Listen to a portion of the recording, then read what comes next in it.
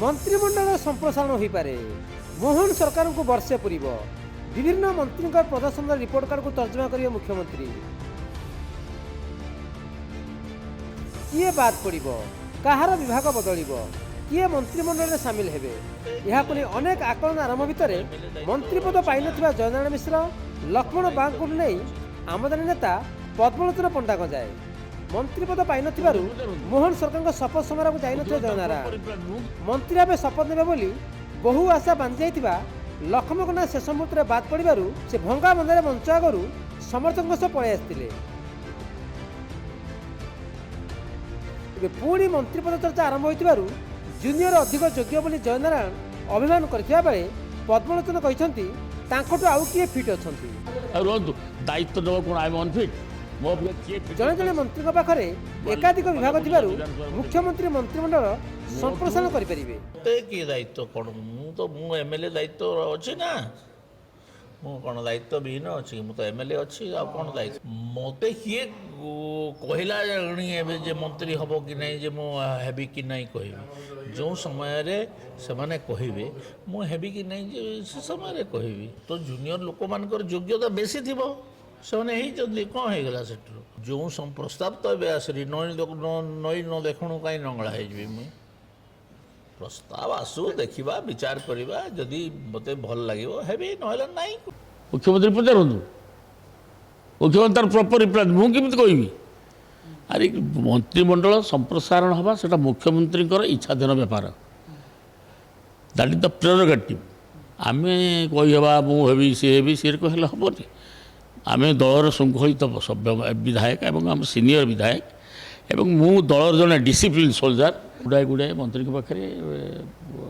5-7टा department अच्छी ये मुख्यमंत्री चिंता करना जो मुख्यमंत्री चाहिए संप्रसारण करने आलोचना करने आम रेडी अच्छु जीवु कुछ असुविधा नहीं रुहतु दायित्व नब कौन आई एम अनफिट मो अपेक्षा किए फिटेस्ट अच्छे मानने ओडिशा विधानसभा मत कह मोठू शिक्षागत योग्यता आरंभ कर पुणी मोठू राजनैतिक चिंताधारा मानसिकता नहीं सरकारी दल में पुणी सीनियर विधायक मोर मध्य आत्मसम्मान भी अच्छी किंतु दल को भी देखा पड़े दलर आम श्रृंखलित सभ्य मुख्यमंत्री जहाँ निष्पत्ति ने आमर धर्मेन्द्र बाबू अच्छा राज्य सभापति अच्छा मुख्यमंत्री अच्छा से जहाँ निष्पत्ति ने करेंगे। शासक दल में मंत्रीपद लगे टणाउटरा चलता बेले विरोधी बीजेडी रे वरिष्ठों भितर योग्यतार लड़ाई जारी रही किए वरिष्ठतार संख्या को नहीं प्रश्न करथिला बेले आउ किछि वरिष्ठ कांग्रेस मुआ हेलेनी। महेश साहू तथाकथित बड़बड़िया और सीनियर बोलाउथवा नेता दल प्रति त्यागर प्रमाण मागिले तो बीजेडी आक्रामक विरोधी भूमिका तुलाई पारुनी बोली अंगुली उठेले भूपिंदर सिंह कटा कांग्रेस प्रति ढलिले भूपिंदर बीजेडी आग्रेसिव अपोजिशन हो पारुनी आउ सर्वसाधारण जारी थिबा बीजेपी सह संपर्क को मिछ बोली जेते कहले किछि फल मिलिबनी बोली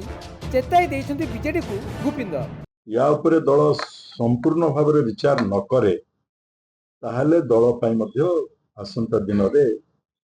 ठीक हेबो ना अपोजिशन रे तो केवल आमे ना हो अपोजिशन रे कांग्रेस भी रही विधानसभा रे तो आमे आमे टिके एग्रेसिव अपोजिशन हिसाब रे माने जेमिति हेबा कथा सेतिकी दूर जाई पारमो बोली टिके लोकन भीतर चर्चा होउची सॉफ्ट लाइन निया हिची सरकार थिला बेले भी सब बेले सॉफ्ट थिलु बीजेपी संगे के चर्चा भी होची जे पार्लियामेंट रे आमे टिके जानी सुनिकरी मध्य कौन किछि हेतिबो जदि चबा आम भितर बीजेपी बीजेडी रो समझौता ही पारला नाही किंतु माने इंटरनली अरेंजमेंट किछि हला भलिया लोके अनुभव मध्य करूचंती चर्चा होची बड़ नेता जो माने भाबुछंती हम तो सब दलर गोटे कर्मी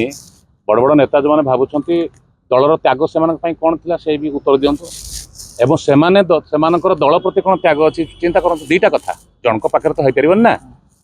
दल तांकाई कौन कर दल से कौन कर सीनियर पिनियर मन जन जगह को जाई पार नथिबे एडवाइजरी बोर्ड रखाई जो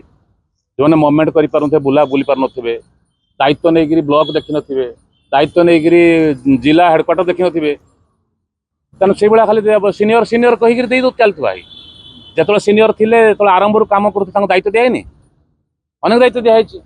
କାମ କରିବାକୁ ପଡ଼ିବ।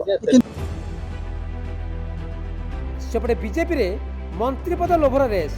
ବିଜେଡିରେ ନୀତି ଓ ନେତୃତ୍ୱକୁ ନେଇ ବିବାଦ। ଏଭଳି ସ୍ଥିତିରେ କଂଗ୍ରେସ ଏକମାତ୍ର ବିକଳ୍ପ ବୋଲି କହିଛନ୍ତି ଜୟଦେବ ଜେନା।